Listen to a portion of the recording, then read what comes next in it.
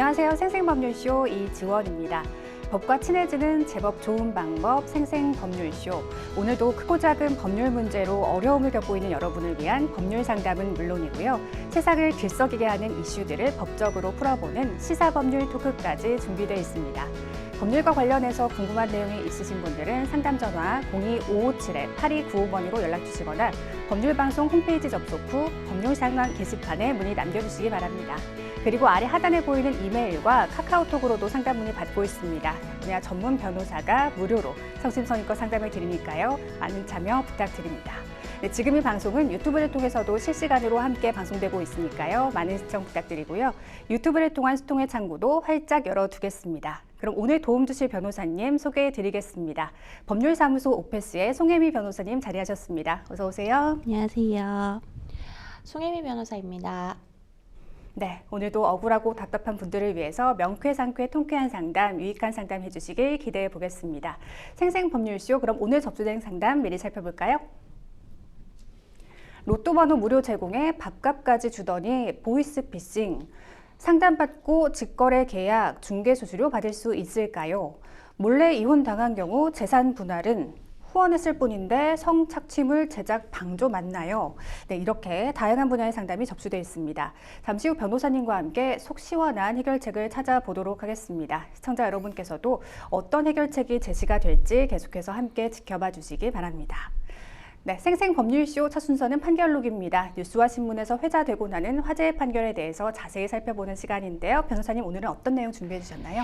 네, 오늘은 1980년대 삼청교육대에 끌려가 불법 구금과 강제노역 등 인권 침해를 당한 피해자가 40여 년 만에 국가로부터 배상을 받게 됐다는 판결입니다.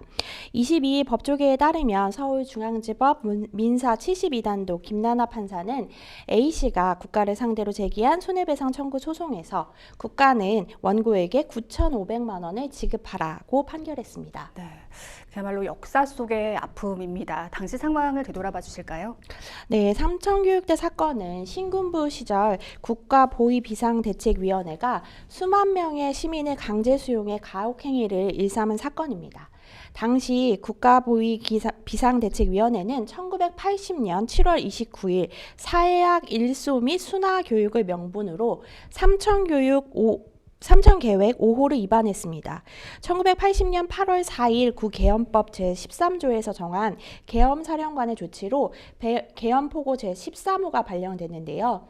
계엄포고에 따라 계엄사령부 지휘 아래 군경이 별도의 체포, 구속영장 없이 6만여 명을 검거하고 그중 약 3만 9천 명을 군부대에 설치된 삼청교육대에 수용해 순화교육, 근로봉사, 보호감호를 시행했습니다. 이 과정에서 구타 등 가혹행위 및 강제노역이 이루어져 50여 명이 사망하는 등 다수의 사망자와 부상자가 발생했습니다. 네. 그럼 재판부가 어떻게 판단했을지 재판부의 판단 결과 자세히 짚어보겠습니다. 네, 정부 측은 A씨가 손해배상 소송을 제기할 수 있었음에도 일정 기간 권리를 행사하지 않아 소멸시효가 완성됐다고 주장했습니다. 구체적으로 1918년부터 1919년 삼청교육 피해와 관련한 헌법재판소의 결정과 대법원의 판결이 선고됐을 때 국가배상 청구권을 행사할 수 있었음에도 3년이 지난 뒤에야 소송을 제기한 점을 문제 삼은 것인데요. 그러나 재판부는 법률 전문가도 아닌 A씨가 곧바로 법 규정과 판례를 알기는 어려웠을 것이라고 판단했습니다.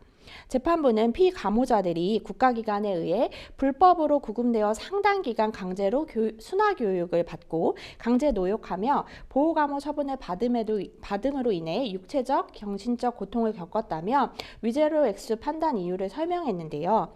그러면서 공무원들에 의해 조직적이고 의도적으로 중대한 인권침해 행위가 자행된 경우 유사한 사건의 재발의 억제, 예방할 필요성도 위자료 산정 시 중요한 참작 사유로 고려되어야 하며 불법 행위 이후 물가와 화폐 가치가 크게 상승한 점 등을 고려했다고 판시했습니다. 네.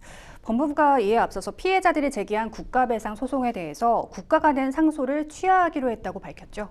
네, 법무부는 1980년대 신군부 정권이 사회정화의 미명하에 만든 삼청교육대에 끌려가 가혹행위를 당했던 피해자들이 제기한 국가배상 소송에 대해 국가가 낸 상소를 취하하기로 했다고 28일 밝혔습니다. 네. 또 향후 선고되는 1심 재판에 대해서도 추가적 사실관계 확정이 필요한 사건 등 예외적인 경우 외에는 상소를 포기하겠다고 하였습니다. 정성호 법무부 장관은 삼천교육대 사건은 위법한 공권력의 행사로 인하여 발생한 인권침해 사건으로 국민주권 정부의 국민통합방침에 발맞춰 오랜 기간 고통받아온 피해자들의 신속한 권리구제를 위해 국가상소 취하 및 포기를 결정했다고 밝혔습니다. 네. 정리를 하자면 향후 삼천교육대 관련 소송은 1심만으로 종결된다는 뜻이고 해당 교육대로 인한 피해 사실만 명확하게 입증이 된다면 신속하게 보상받을 수 있다는 의미로 해석이 되겠죠? 네, 현재 진행 중인 사건은 국가가 항소를 하지 않거나 철회한 것으로 1심 판결 결과대로 실행이 될 것으로 보입니다. 네. 현재 진행 중인 삼천교육대 관련 국가배상 소송은 약 639건인데요.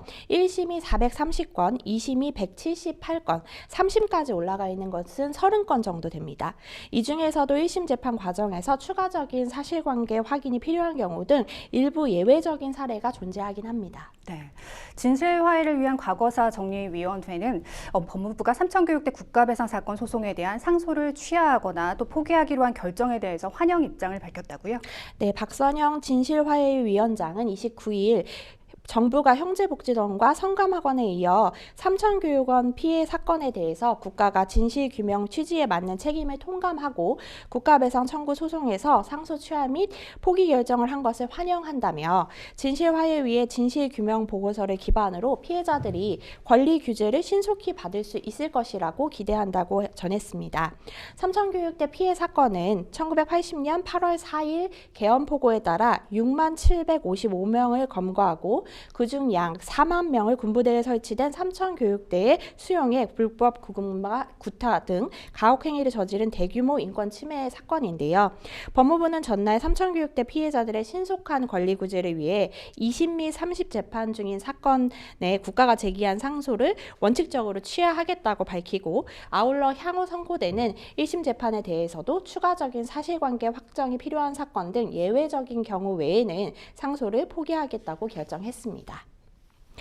진실화해위는 해당 사건의 법적 근거가 된 개헌포고 제13호에 대해 대법원이 2018년 위헌 위법 결정을 내린 것을 근거해서 삼천교육대 입소 사실 자체가 위법한 공권력의 행사로 인한 중대한 인권 침해라고 판단했습니다.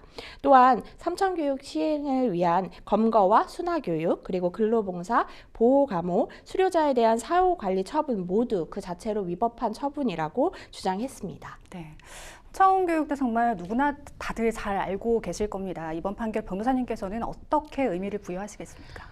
사실 이러한 어떤 한 사람의 인생의 긴 시간을 이제 보상으로 되는 부분은 아니라고 생각이 드는데요. 아닐 겁니다. 네. 네, 없었던 일이 되는 것도 아니긴 하지만 네. 그나마도 이제 금전으로나마 보상을 받을 수 있게 돼서 다행이라는 생각이 듭니다. 네. 치안 개선을 위해 도입됐지만 정치적 탄압과 희생양을 낳은 이 삼천교육대 40년이라는 세월이 지났지만 이 1심만으로 피해 사실이 입증이 된다면 그 인고의 시간을 보상받게 됐다는 판결까지 전해드렸습니다. 지금까지 판결록 함께했습니다. 여러분은 생생법률쇼를 시청하고 계십니다. 어렵고 복잡한 법률 문제로 고민하고 계신가요? 그렇다면 생생법률쇼가 도와드리겠습니다. 생생법률쇼에선 민사, 형사, 가사 등 각 분야 전문 변호사들이 매년 800여 건의 법률 문제를 속 시원하게 해결해드리고 있는데요. 그럼 무료로 법률 상담을 받을 수 있는 3가지 방법, 지금부터 소개합니다. 첫째, 02-557-8295번으로 전화해 법률 상담 신청을 한다. 둘째, 법률방송 홈페이지에 접속해 법률 상담 게시판에 사연을 올린다.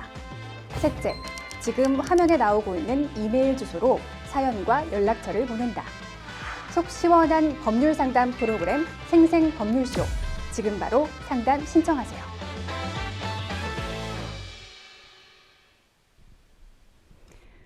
네, 먼저 법률방송 이메일을 통해 들어온 여러분의 고민을 해결해 드리겠습니다. 어떤 내용인지 만나보시죠. 저는 부동산 중개인입니다. 어느 날 한 손님이 찾아와 분식집을 차리고 싶다라며 월세가 저렴한 상가를 알아봐 달라고 했습니다. 마침 저희 부동산 옆 건물 1층이 곧 공실이 될 예정이라 그 자리를 소개해 드렸습니다. 자금 사정이 넉넉지 않다고 해서 권리금 없이 계약하는 방법까지 설명해 드렸습니다. 그분은 좋은 정보를 알려줘서 감사하다라며 돌아갔습니다. 그런데 한 달쯤 뒤 그 상가에서 분식집을 개업했더라고요. 알고 보니 전 임차인을 통해 건물주와 직접 연락해 계약을 체결한 것이었습니다. 심지어 중개 수수료 아꼈다라며 웃으며 말하더군요. 건물주는 이런 상황을 전혀 알지 못했다고 했습니다. 저는 너무 괘씸했습니다. 법적으로라도 중개 수수료를 받을 방법이 있을까요? 하셨습니다. 참 좀 당황스러우셨을 것 같습니다. 법적으로 이 중개가 성립됐다라고 볼 수 있는 기준이 있을까요?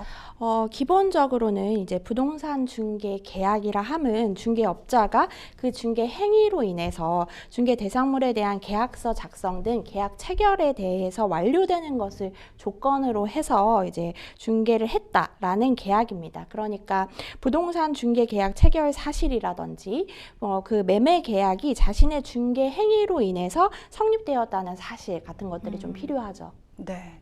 그럼 사연으로 돌아가면 이 상담자님, 그러니까 부동산 중개인의 소개로 공실 정보를 얻은 후에 건물주와 직거래로 계약을 한 임차인에게 중개 수수료를 과연 받을 수 있을지가 쟁점인데요. 이 변호사님 이런 경우는 어떻게 보십니까? 일단은 지금 우리 이 상담자님이 보내주신 사안에서는 네. 명시적인 중개 계약 자체는 부재한 것으로 보입니다. 그렇죠. 예. 그런데 이거 지금 손님이 분식집을 차리고 싶다. 뭐 저렴한 상가를 알아봐 달라라고 구두로 얘기한 부분이 묵시적인 중개 의뢰로 볼 수 있는지에 대한 것이 쟁점이 될 것으로 보입니다. 네. 그래서 만약에 이게 중개 의뢰로 인정이 된다면 이 부분이 묵시적 중개 계약이 성립됐다라고 해서 중개 수수료를 받을 수 있겠지만 그렇지 않다고 한다면 중개 수수료를 요청할 수는 없겠죠. 그렇군요. 그럼 임차인이 고의적으로 중개인을 배제하고 계약을 체결했다면 불법 행위가 맞는지도 좀 궁금합니다. 법적으로 수수료를 받을 수 있는 방법이 따로 없을까요? 일단 중개 수수료 청구를 인정한 판례들이 있고 인정하지 않은 판례들이 있는데요. 네. 이제 인정한 사례들을 보면은 뭐 매매 대금 협상까지 진행을 했다든지 아니면은 매수 여부를 결정할 정도로 충분하게 정보를 줬다든지 아니면은 매도인과 매수인을 직접 연결을 해줬다든지 이런 어떻게 보면 좀 진행이 좀 된 네. 그런 매매 계약이 완료됐다고 볼 수 있는 그런 여지가 있는 부분까지 진척이 좀 된 사례들은 이제 중개 수수료의 청구가 인정이 됐는데요. 근데 매매 대금에 대해서 이견이 있었다거나 아니면은 자료를 일부 제공하고 설명은 했지만 다른 한쪽에 대한 인적 사항조차 뭐 파악하지 못했다던가 이런 경우에는 판례상으로도 이제 중개 수수료를 인정하지 않았습니다. 네. 근데 사연을 보면 실제로 건물을 특정해서 알려주긴 했거든요. 근데 사연에서 건물주는 이런 상황을 전혀 몰랐다고 합니다. 그럼 건물주의 책임은 전혀 없는 건가요? 사실 이 건물주가 전혀 알지 못했다는 부분이 우리 상담자님이 좀 불리하신 부분입니다. 네. 그러니까 건물주가 이런 매매 계약이나 중개 의뢰를 상대방이 했다는 부분에 대해서 전혀 알고 있지 못했기 때문에 이건 완전한 중개 행위로 보일 수 없다라고 상대방이 주장할 수 있기 때문에 이 부분은 이제 건물주의 책임보다는 이제 상담자님의 좀 불리한 점으로 볼 수 있을 것 같습니다. 네. 중개사 입장에서 상담 내용 등 거래에 핵심적인 역할을 했다는 사실을 입증해야 할 필요가 있어 보이는데요. 어떤 자료가 필요할까요? 사실 지금 우리 상담자님이 좀 불리한 점을 살펴보면 네. 중개 행위를 좀 제한적으로 했다, 진척해서 좀 나가지 못했다라는 부분들이 좀 있거든요. 그래서 본인이 이제 단순히 그냥 여기 옆에가 공실이에요라고 정보를 제공한 것이 아니라 좀 더 뭐 구체적으로 아까 뭐 말씀하신 부분에 대하면 뭐 권리금 없이 계약할 수 있는 방법 뭐 이런 것들에 대해서 구체적으로 이제 중개인이 알 수 있는 범위까지 설명을 해줬다든지 그리고 그냥 옆 건물이라는 점은 사실 누구든지 알 수 있고 공실이라는 점도 사실 쉽게 접근할 수 있는 정보이기 때문에 이런 게 공개된 정보가 아니라 본인이 중개업을 하기 때문에 알 수 있었던 정보라든지 네. 독자적인 계약 체결을 하는 것에 대해서도 이제 건물주의 전화번호를 우리 상담자님이 주셨다든지 그런 부분들을 증거로 조금 확보하셔서 제출하는 것이 입증을 하려면 좀 도움이 될 수 있는 자료들일 것 같습니다. 네. 어쨌든 소송에는 상당한 비용과 시간이 필요할 텐데요. 소송이 부담스러울 경우에 임차인에게 할 수 있는 법적 차원의 조치가 있을까요? 사실 지금 우리 상담자님도 불리한 점이 아까 말씀드린 것처럼 존재하기 때문에 네. 법적으로 갔을 때 이제 원하시는 만큼의 원래 이제 요율이 돼 있는 이런 수수료를 다 받으실 수 있다고는 말씀드리기 어렵거든요. 네. 그러니까 협의를 좀 시도하셔서 정액을 다 받으시기보다는 일부라도 좀 보상 받으실 수 있는 방법으로 하시는 게 좋을 것 같습니다. 네. 앞으로 좀 이런 일을 막기 위해서 상담 단계에서 어떤 절차를 마련해 두는 것이 좋을지 조언 한 말씀 부탁드리겠습니다. 네, 일단은 이런 게 분쟁으로 발생했을 때는 증거들이 항상 중요하기 때문에요. 네. 이런 부분에 대해서 구두로 하셨더라도 뭔가 기록으로 좀 문자로 아까 뭐 이렇게 설명드렸습니다 라든지 좀 남겨두시는 게 좋을 것 같습니다. 네. 자, 지금부터는 생생법률쇼가 자랑하는 성심성의 무료 법률 상담 진행해 보겠습니다. 전화 상담 연결돼 있는데요. 받아보죠. 안녕하세요. 네, 안녕하세요. 네, 어떤 점이 궁금해서 연락 주셨나요? 제가 네. 추석 전에 이제 로또방, 단톡방 사이트, 이제 단톡방에 입장을 했는데요. 네네. 제가 이제 매주 말에 이제 금요일에 무료로 이제 12학기 받고 있는데 갑자기 이제 단톡방에서 나왔고 부업 하나 하면 한번 해보겠냐고 물어보시길래 네. 제가 이제 무슨 부업인가 물어보니까 뭐 주식 투자 그거 부업이라고 하더라고요. 그래서 이제 네. 근데 이제 이체해주는 거 근데 상대방한테 이체를 해주면 된다고 하길래 저는 처음에는 이제 저한테도 뭐 로또비 뭐 한 30만 원, 40만 원씩 보내주고 해서 저는 이제 아무 문제 없는 걸로 알고 제가 동의를 했습니다. 그런데 네. 하고 나니까 네.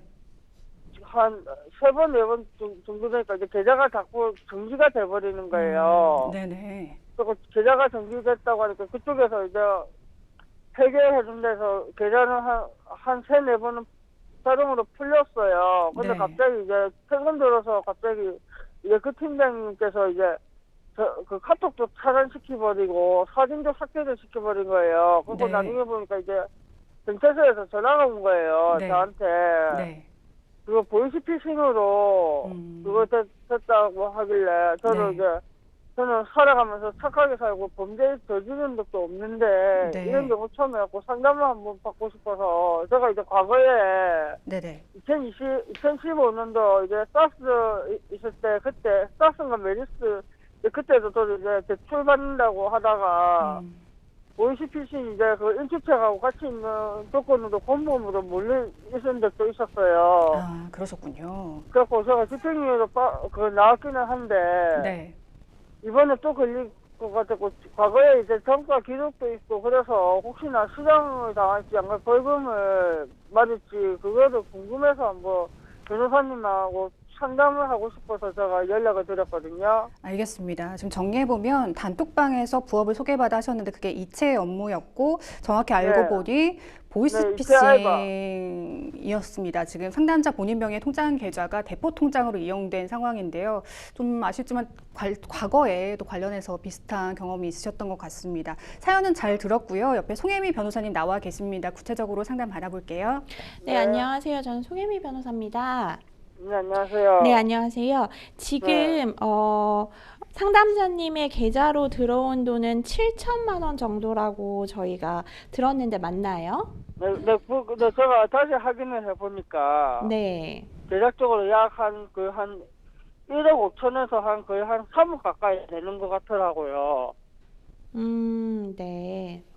네, 그래갖고 저는 이제 그거 주식 코인 그거 작업이라고 하길래 그러니까 이제 뭐 그쪽에서 이제 그 주식 중에서 뭐 비트코인하고 비썸하고 여러 주식 그거 회사가 있잖아요. 코인 회사가 있잖아요. 네. 그쪽에서 데타코인이라고 이야기를 하더라고요. 그래서 저도 이제 데타코인 이제 불법인지 아닌지 한번 확인해 보려고 네이버에 검색을 해보니까 불법은 아니더라고요. 그래서 저는 이제 믿고 하고 있었는데 제가 이제 그 사람한테 이제 받은 돈이 올해 이제 계약 조건이 이제 매달 20일 날이 급여일이고 그다음에 이제 한 달에 버는 돈이 500만 원이라고 하시더라고요. 그리고 저는 이제 처음에 잘해주고 하니까 저는 이제 믿고 사기성 없는 걸로 알고 제가 이제 동의를 했습니다. 동의를 하고 나니까 한 일주일 전인가 한 2주일 전인가 갑자기 경찰서에서 전화가 온 거예요. 인천에서. 네. 그래서 저는 이제 그게 보이스피싱으로 됐다고 하길래 그때 당시 이제 피해 금액이 7천만 원이라고 하시더라고요. 네. 그래갖고 지금 이제 비대면 거래 자체가 안 되거든요. 그러니까 이제 전자금융 거래 위반으로 제가 지금 ATM 기계나 안 가면 이제 스마트 뱅킹이나 그게 안 되고 이제 대면 거래는 가능하다고 하더라고요. 네네네. 그래서 일일이 만약에 이제 타은행 같은 경우에는 이제 수수료가 붙잖아요. 그래서 그것도 걱정도 되고 일일이 이제 만약에 예를 들면 만약에 지금 한 네. 달에 500만 원 받으신다고 했잖아요, 급여가. 네. 그 500만 원 받으시는 그 일이 뭐예요? 이체해 주시는 거예요? 통장 빌려준 거예요? 어떤 일을 하면 500만 원을 준다고 한 거예요? 그러니까 만약에 이제 제 통장에 만약 돈이 들어가잖아요. 돈이 네. 들어오잖아요. 그럼 네. 이제 돈이 들어오면 이제 한마디로 말하면 이체 알바라고 하더라고요. 이체만 해주면 한 달에 500이 들어온다? 네. 이체만 하면 한 달에 500이 들어온다는 이야기를 들었을 때 어떤 생각이 드셨어요? 저는 이제 처음에 잘해주고 하니까 저는 믿고 했죠. 믿고 음. 했는데 나중에 보니까 이제 또 가불도 해주시고 하니까 가불 받은 것도 거의 한 150만 원 정도 받았어요. 가불을 150만 원 받았으면 급여는 500을 받으셨어요? 아니요. 가불 150하고 이제 남은 금액이 거의 그래갖고 이제 중간에 또 이제 50만 원 받고 해갖고 거의 이제 남은 금액이, 급여 남은 금액이 약 250만 원 정도 남은 거죠. 근데 이제 그거 받는 상황에서 제가 이제 그거 보이스피싱으로 이제 그게 됐다는 것을 알았거든요. 우리 상담자님, 네. 집에서 비대면으로 이체만 하는데 한 달에 500 준다는 게 네. 다른 일하는 거에 비해서 되게 쉽다는 생각은 안 해보셨어요? 네, 저는 아무 생각도 안 들더라고요. 근데 저도 이제, 그러니까 이제 500만 원 받으면 제가 요즘 허리가 안 좋아가지고. 그건 알겠는데요. 제가 네. 여쭤보는 거는 이체만 네. 해주는데 500을 준다라는 게 통상적인 사람들이 봤을 때는 완전 꿀인데? 이렇게 생각할 정도로 금액이 맞지 않거든요. 하는 일에 비해서 금액을 엄청 많이 주는 거라고요. 그러니까 이체만 저는 이제 하는데 500이라고. 근데 이 네. 부분을 생각을 하셨어요? 안 하셨어요? 처음 얘기 들었을 때 와 이거 꿀이다 라고 생각을 했어요? 아니면은 뭐 이체하는데 500 정도는 받아야지 이렇게 생각하셨어요? 그러니까 저는 이제 치료도 받을 수 있다는 생각으로 생각을 하고 있었죠. 그러니까 그건 알겠어요. 근데 이거 되게 중요한 부분이거든요. 그러니까 네. 얘기해 주셔야 돼요. 이거 들었을 때 네. 되게 하는 일에 비해서 돈 되게 많이 준다라는 생각 하셨어요? 안 하셨어요? 그런 생각을 안 들더라고요, 처음에는. 안 드셨어요? 이체만 하는데 500 당연히 받아야지. 이 정도면은 500을 받아야지 이런 생각을 하셨어요? 네, 그런 생각을 좀 든 적이 있었어요. 솔직하게 말해서. 왜요? 네. 그러니까 그러니까 왜요? 이제, 내 네, 통장을 빌려주는 거니까? 아니, 통장은, 저는 이제 그냥 이제, 저는 이제 그거, 아니, 저는 이제 그거, 주식, 코인 그 말에 듣고 저는 한 거지. 그쪽의 설명을 듣고 싶은 게 아니에요. 지금 상담자님이 어떻게 이해했는지를 듣고 싶은 거예요. 지금 네. 만약에 경찰 조사 가셔서 저는 이체하는 거는 500 정도 받는 게 맞다고 생각했어요 라고 진술하시면 되게 경찰들이 의아하게 생각할 거예요. 네. 네, 보통은 사람들이 출근하고 퇴근하고 뭐 이렇게 해서 받는 급여라는 게 있잖아요. 일을 했을 때 받는 급여. 네, 알고 있어요. 그거보다 지금 이체 몇 번만 한 달에 해주면 500을 준다는 얘기 들으셨다면서요. 네. 그리고 실제로 지금 가불한 것까지 포함해서 250을 받으셨다면서요. 네. 네. 그런데 이게 되게 하는 일에 비해서 보통 사람은 굉장히 돈을 많이 준다라는 생각을 하거든요. 그럼 여기서부터 우리가 미필적 고의가 인정된다라고 봐요, 보통. 형사 아, 네, 재판에 네. 갔을 네, 때. 네. 네, 맞아요. 이게 범죄에 연루됐을 수도 있다.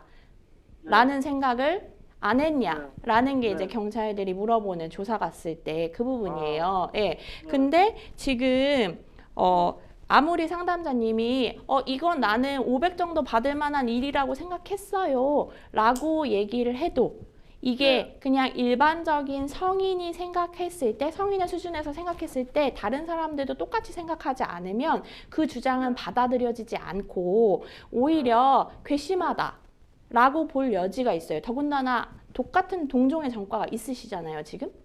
네. 네. 그리고 피해 금액이 상당히 큽니다, 지금. 네, 맞아요. 네. 그리고 지금은 알아봤더니 3억 정도 될 수도 있다. 근데 경찰이 확인한 건 7천 정도다. 라고 하셨는데 이게 전혀 안심할 부분이 아닌 게 7천으로 시작해서 계좌 털기 시작하면 어차피 3억까지 나올 거예요. 네, 네. 그러니까. 예, 상담자님이 확인한 거를 경찰이 확인하지 못하는 건 아니고, 예, 네. 이거는 지금 인천 경찰서에서 7천만 원을 확인했다는 거지. 또 다른 네. 관할서에서 저희가 보통은 다 병합이 돼서 올라가서 결국에는 이 금액이 다 찾아져요, 3억이. 예. 네, 그래서 제가 안 음. 그래도 이제 우체국 콜센터를 통해서 이제 그거 인천 경찰서 그쪽으로 팩스를 해갖고 이제 입출금 내역서하고 거래 그거 입금 내역서를 제가 팩스로 발송을 했거든요. 네. 했더만은 한 2, 3주 동안 기다려봐라 하더라고요. 그때 되면 이제 그거 경찰서에 이제 조사받으러 오라고 하는데 저는 이제 솔직히 제가 사는 곳이 인천하고 제가 사는 곳이 만약에 버스 타고 가면 4시간 반 걸려요. 그러면 그게 왕복 중요하지 가면 않아요. 지금 징역 나오시면 어떡하려고? 구속되실 수도 있어요, 안 갔다가? 조사 안 가셨다가? 네, 그러니까 예. 저는 뭐 안 가는 건 알고 솔직히 가야 되는데 응. 왕복하면 거의 한 9시간 정도 걸리는데 근데 지금 우리 상담자님이 얘기하시는 네. 내가 피해자다, 나는 억울하다 라는 점이 안 받아들여질 거예요. 왜냐하면 돈을 받으셨잖아요. 250. 아, 네. 그러니까 지금은 내가 피해자고 난 억울하다. 그리고 나는 왜 4-5시간이나 걸려서 내가 여기 와서 해야 되고 계좌 정지되는지 모르겠다라는 주장은 안 받아들여지실 거예요. 아, 네. 네, 지금은 잘못했다고 하셔야 되는데요. 네, 맞아요. 저도 지금 반성은 많이 하고 있습니다. 제가 왜 이랬을까 하면 그러니까 혼자 생각하시면 안 되고 반성문을 내셔야죠. 혼자 내가 잘못하고 있다고 생각하시는 거는 경찰이나 검찰이나 판사님한테 도달이 되지 않잖아요. 네. 네. 그러니까 이 부분은 반성문으로 내셔야 되는 거고요. 네. 네. 그리고 더불어서 지금 앞에 대출 관련해서 보이스피싱 연루되셨던 건 피해 금액이 얼마예요? 그때요? 그때는 거의 한 3천만 원인가? 그때는 집유 나오셨어요? 벌금 나오셨어요? 제가 그때 이제 집행유예 2년에다가 사회봉사 180시간인가 받았어요. 집유 2년은 끝나셨어요? 지금 아니면 아직 안 끝났어요? 끝났죠. 그게 2015년도니까 지금 2025년 거의 10년 가까이 됐으니까. 아, 그렇구나. 그러면 이때는 3천만 원 일부라도 갚으셨어요? 아니면 안 갚고 그냥 집유 나왔어요? 그러니까 그게 제가 이제 그거는 그때는 이제 제명이 원래라면 이제 그거 금융사기로 했는데 나중에 되니까 이제 그거 이제 보이스피싱 이제 그거 방조 있잖아요. 안 갚으셨다는 거죠? 네, 알겠어요. 그러니까 대출이 가장 피해자로 우리가 보이스피싱 사건에서 그나마 판사님들이 제일 많이 그래도 선처해 주시는 그 조건이에요. 대출일 때는 진짜 모르고 피해자였는데도 통장을 빌려주거나 하는 데가 있거든요. 그래서 이 경우에는 사정을 봐주셔서 집유가 많이 나와요. 근데 지금은 돈을 받으셨거든요. 돈을 받게 되면 우리가 얘기가 좀 달라요.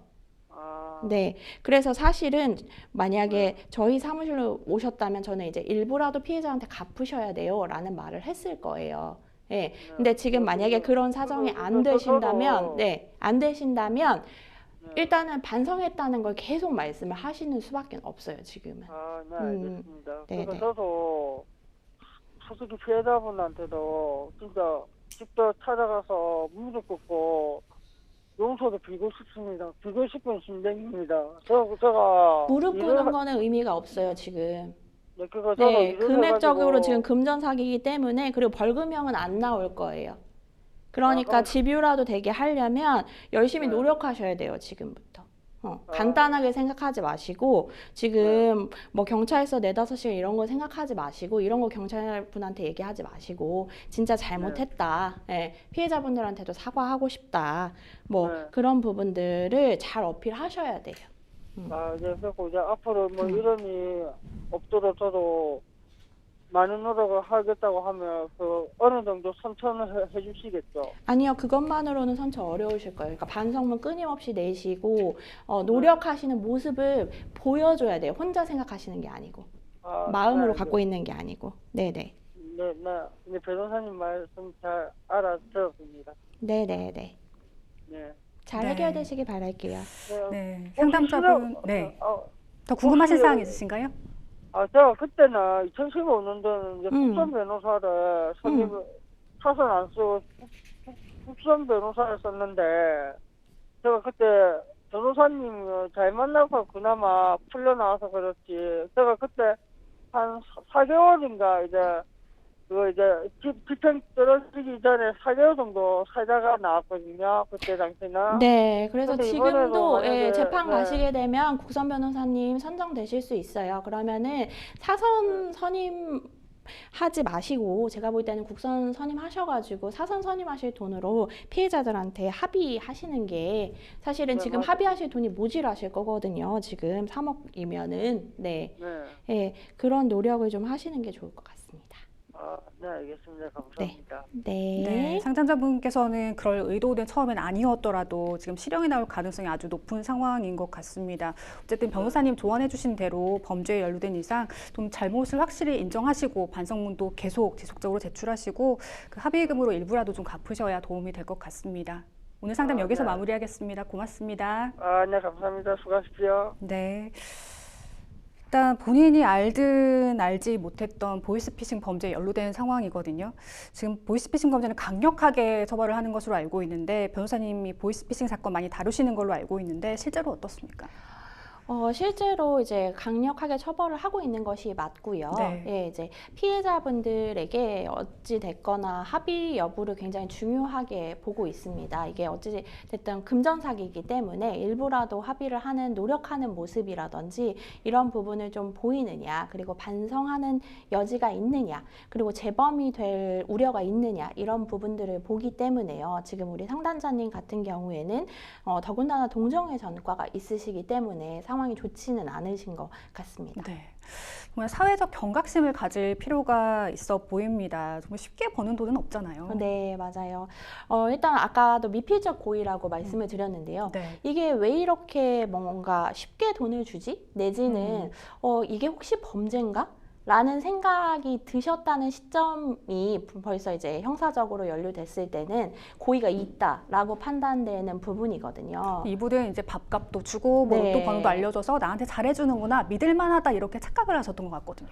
그렇죠. 그런데 이제 그런 부분이 아까도 말씀드렸듯이 통상적인 일반적인 사람이라면 이 부분은 왜 이렇게 돈을 많이 주지? 라는 생각을 해볼 수 있는 지점이라면 그 부분은 이제 미필적 고의가 인정된다라고 보기 때문에 본인이 아무리 이 부분을 잘 그쪽에서 설명을 해서 그냥 많이 주는 줄 알았다, 좋은 거라고 생각했다 라는 것만으로는 이제 혐의를 벗을 수가 없기 때문에 굉장히 그 부분은 조금 어려운 지점이죠.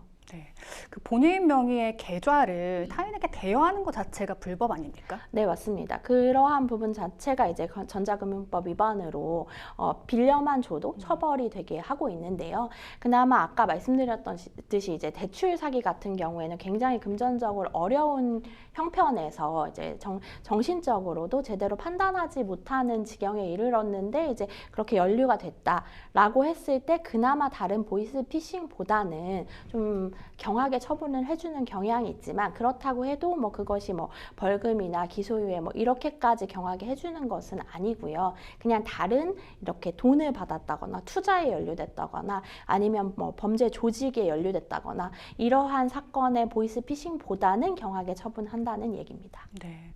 정말 큰 금액의 피해를 입은 피해자분들을 생각하면 좀 강력하게 처벌을 하는 것이 맞겠지만 또 상담자분은 사실은 처음부터 범죄에 가담할 제도는 없었기 때문에 이 상담자분을 위해서 꼭 기억해야 할 부분이 있다면 다시 한번 정리해 주시죠. 네, 일단 지금 상황에서는 이제 억울하신 지점이 있는 것은 알겠지만 네. 그 부분이 이제 판사님이나 검사님이나 경찰의 마음을 움직이는 부분이 아니라 오히려 더 이제 반성하고 있지 않다라고 볼 수 있는 부분이거든요. 핑계로 볼 수 있는 여지가 네, 있군요. 그렇죠. 네. 그렇기 때문에 그런 이야기를 잘 진행을 하셔야 되고 가급적이면 아까 이제 사선도 고려하실 정도면 어느 정도 그래도 피해자와 합의할 수 있는 부분도 있으실 수 있으니까 그러면 그런 부분은 좀 합의를 하시는 노력을 하시면 그 부분을 좋게 보지 않을까 생각합니다. 그러면 뭐 10만 원이라도 합의 금액으로 좀 내놓는 게 이분한테 도움이 될까요? 물론 금액적으로 어느 정도 선이라는 게 있긴 한데요. 네. 전혀 나는 상판이 너무 힘들어서 갚을 수 없다라는 것보다는 낫겠죠. 네. 네. 어느 정도 반성문도 좀 지속적으로 제출하는 게 이분한테 도움이 되겠죠. 그렇죠. 네, 통상적인 수준보다는 훨씬 많이 내는 게 좋겠죠. 네. 전화 상담은 여기까지 하겠습니다. 여러분은 생생법률쇼와 함께하고 계십니다.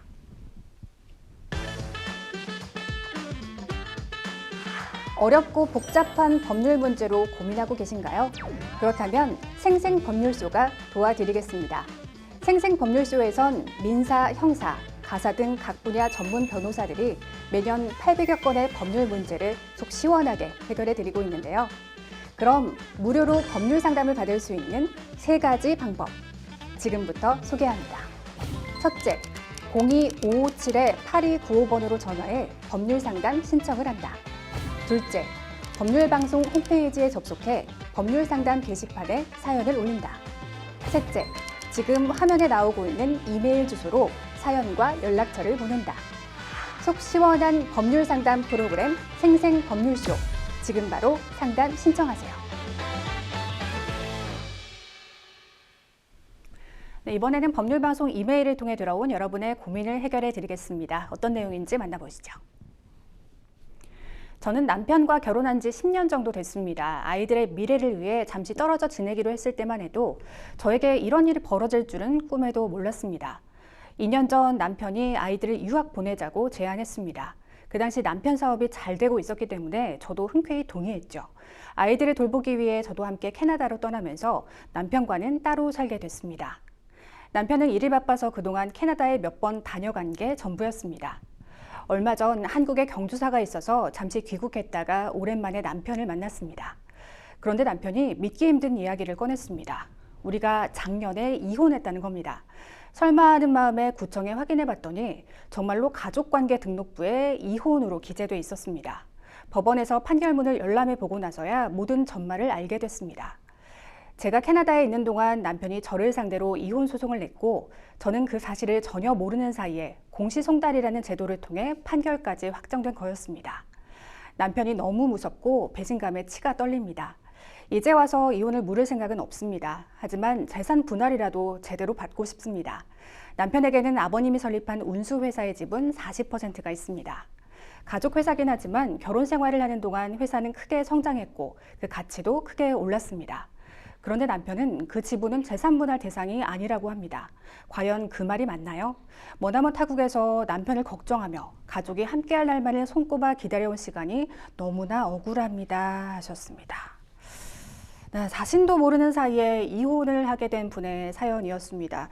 남편이 아이들을 데리고 캐나다로 가라고 한 게 설마 이혼을 준비하려고 한 건 아니었겠죠? 합리적인 의심이 좀 드는 부분인데요.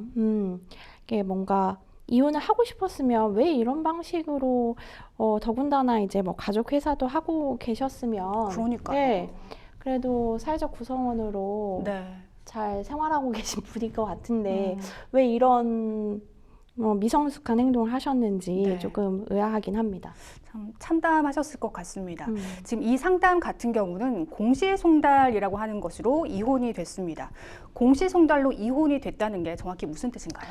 네, 공시송달은 상대방의 주소나 거소 등을 알 수 없을 때 법원 사무관 등이 서류를 보관하고 그 사유를 법원 게시판 등에 게시해서 송달된 것으로 간주하는 제도입니다. 민사소송법 제194조에 있는데요. 당사자의 주소 등 또는 근무 장소를 알 수 없는 경우에 직권 또는 당사자의 신청으로 공시소송을 할 수 있다라고 규정하고 있습니다. 그러니까 사연자의 경우에는 남편이 소송을 제기하면서 사연자의 소재를 알 수 없다. 해외에 있으니까 네. 이제 송달이 안 될 것을 예상을 하고 있었겠죠. 그래서 사연자의 소재를 알 수 없다고 주장을 해서 법원이 계속 송달이 안 되니까 네, 이걸 받아들여서 공시송달 절차로 진행을 하게 된 걸로 보입니다. 그래서 첫 공시송달은 개시한 날로부터 2주가 지나면 효력이 발생하고 같은 당사자에게 그 뒤에 하는 공시송달은 실시한 다음 날로부터 효력이 생깁니다. 이 규정에 따라 사연자가 소송 서류를 실제로 받지 못했음에도 불구하고 소송이 진행되고 판결이 확정된 것으로 보입니다. 네, 그야말로 제도를 악용한 것으로 보이는데요. 일방적으로 이렇게 이혼을 당했는데 물론 이혼을 물을 생각은 없다고 하셨지만 아무런 불복 절차 없이 그대로 받아들여야만 하는 걸까요? 네, 공시송달로 판결이 확정된 경우에는 네. 당사자가 책임질 수 없는 사유로 불변 기간을 지키지 못했다라고 주장을 하면 이제 네. 구제받을 수가 있습니다. 다만 소송 진행 사실을 인지하고 있었는지 여부에 따라서 판단이 달라질 수 있는데요. 소송 진행 사실을 전혀 몰랐던 경우, 즉 소장 부본과 판결 정본 등이 모두 공시송달의 방법으로 송달되었다면 특별한 사정이 없는 한 사연자는 과실 없이 판결의 송달을 알지 못한 것에 해당할 수 있습니다.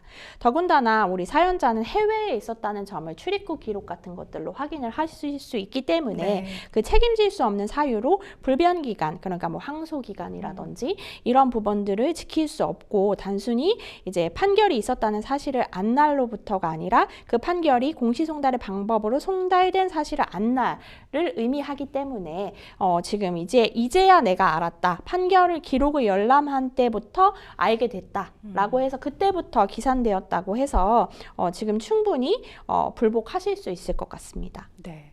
지금 상담자분은 이혼 자체는 받아들이되 재산 분할만 제대로 받고 싶다고 하셨습니다. 이 복잡한 추후 보완 항소 말고 재산 분할만 따로 청구할 수 있는 방법이 있을까요?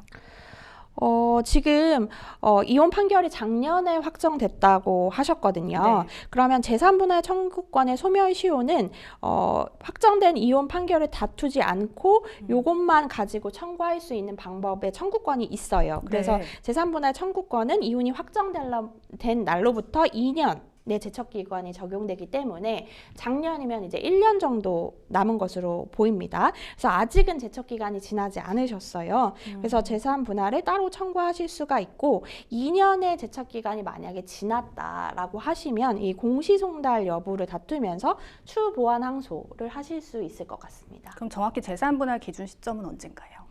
지금 이혼 판결 시부터 2년으로 보실 수 있을 것 같아요. 네. 네. 지금 상담자분의 남편의 주된 재산이 시아버지가 설립한 가족회사의 지분 30%가 전부라고 합니다. 이 합자회사인 이 운수회사 지분도 재산 분할의 대상이 될지 궁금한데요. 만약 가능하다면 가치는 어떻게 평가하고 상담자분의 기여도는 어느 정도 인정받을 수 있을까요? 네, 아무리 이제 가족회사라고 해도 남편 명의로 되어 있는 지분은 당연히 재산 분할에 들어올 수가 있고요. 네. 그 가치는 이제 감정 신청을 하게 되겠죠.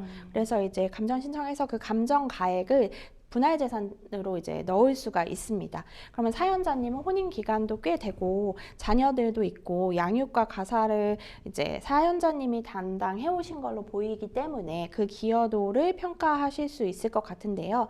다만 이제 합자 회사에 대해서는 어떤 가치나 뭐 합자 회사가 성장하는 데에 우리 상담자님의 기여도는 없기 때문에 그 부분에 대해서는 조금 낮게 판단될 수도 있을 것 같습니다. 네.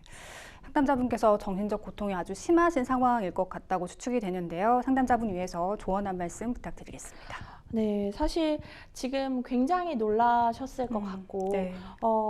뭐 이혼은 동의한다라고 말씀하셨는데 당연히 그러시겠죠. 네네. 네, 너무 놀라셨고 그리고 더군다나 지금 재산 분할 말씀하셨는데 이렇게 이혼한 부분에 대해서 위자료 청구도 생각해 보실 수 있을 것 같습니다. 물론 네. 뭐 위자료가 생각하시는 것만큼 보통 많지는 않지만 우리나라가 그래도 지금으로서는 남편에게 할 수 있는 그런 방법이 재산 분할 내지는 금전적인 방법이 가장 뭔가 단기간 내에 하실 수 있는 방법일 것 같아서 그런 네. 부분도 검토해 보실 수 있을 것 같습니다. 네.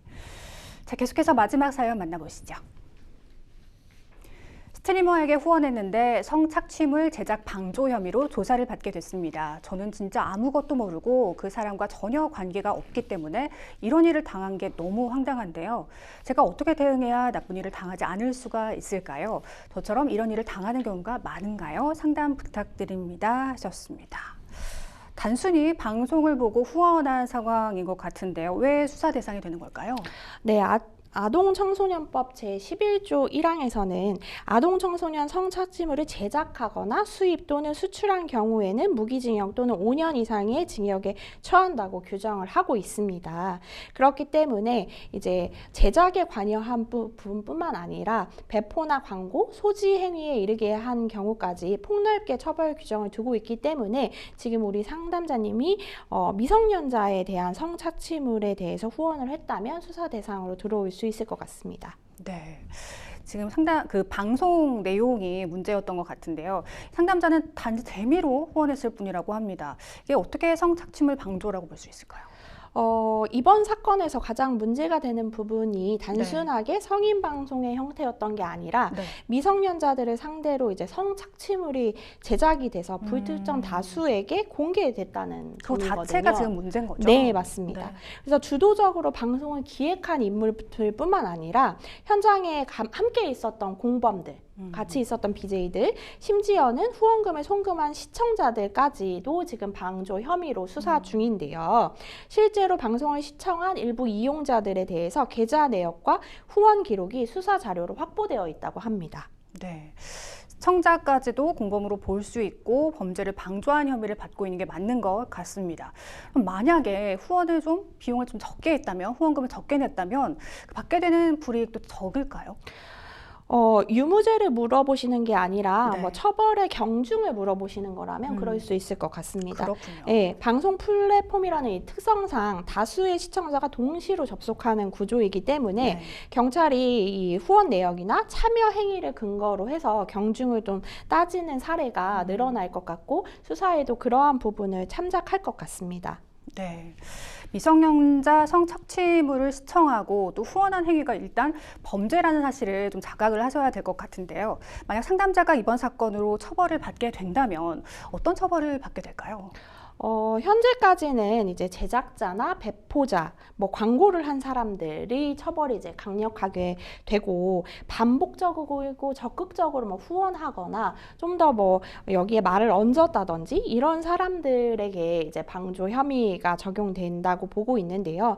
사실 이 아청법 같은 경우에는 성인과 달리 미성년자를 대상으로 한 성착취물이기 때문에 소지나 시청만으로도 1년 이상의 징역형에 처한다고 명시하고 있습니다. 그러니까 벌금형 없이 이제 실형만을 명시하고 있는 죄거든요. 그렇기 때문에 초범이라고 할지라도 이 부분에 대해서 중하게 처벌될 수 있습니다. 네.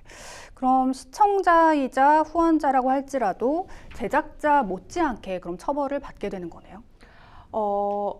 물론 이제 제작한 사람이 더 중하게 처벌을 받기는 하겠지만, 그 안에서 이제 옛날에는 이제 뭐 이렇게 내가 소지하거나 시청하거나 이런 것만으로는 처벌이 되지 않는다라고 했다면 점점 추세가 바뀌고 있어서 이런 부분들에 대해서 중하게 처벌을 하고 있다는 거고요. 이런 성착취물 방조 처벌 후에는 후속 조치로 또 신상 정보 등록 및 공개 명령이라든지 취업을 제한하는 명령이라든지 그다음에 사회적 낙인 및 평판으로 이제 성범죄 수사 대상자로 분류가 돼서 이제 본인의 주소라든지 이동할 때마다 뭐 신고를 해야 된다든지 그런 불이익을 당할 수도 있습니다. 네, 단순히 시청을 했다고 하더라도 성범죄 수사 대상자 이름이 오르는 게 상당히 좀 강력하게 좀 처벌을 하려는 의도가 보이는 것 같습니다. 상담자분은 앞으로 어떻게 해야 할지 고민이 많으실 텐데요. 조언 한 말씀 부탁드리겠습니다. 일단 미성년자임을 알면서 후원했다면은 밀접 가담으로 판단될 가능성도 높기 때문에요. 사실은 이러한 부분은 관여하지 않으시는 게 제일 좋다고 생각이 들고요. 미성년자가 동의했는데 나를 처벌하냐라고 물어보신다면 미성년자는 동의를 했다고 하더라도 처벌이 되실 수 있기 때문에 미성년자 관련한 사안은 관여되지 않으시는 것을 추천드립니다. 네. 자, 생생법률쇼 오늘도 마칠 시간이 다 됐는데요. 오늘 함께해 주신 송혜미 변호사님 고맙습니다. 네, 법률 상담 참여 방법 다시 한번 알려드리겠습니다. 상담 전화 02-557-8295번으로 연락 주시거나 법률방송 홈페이지 접속 후 법률 상담 게시판에 문의 남겨주시기 바랍니다. 그리고 아래 하단에 보이는 이메일과 카카오톡으로도 상담 문의 받고 있습니다. 각 분야 전문 변호사가 무료로 성심성의껏 상담해 드리니까요. 도움이 필요하신 분들은 주저하지 마시고 연락 주시기 바랍니다. 생생법률쇼 여기서 인사드리겠습니다. 함께해 주신 여러분 고맙습니다.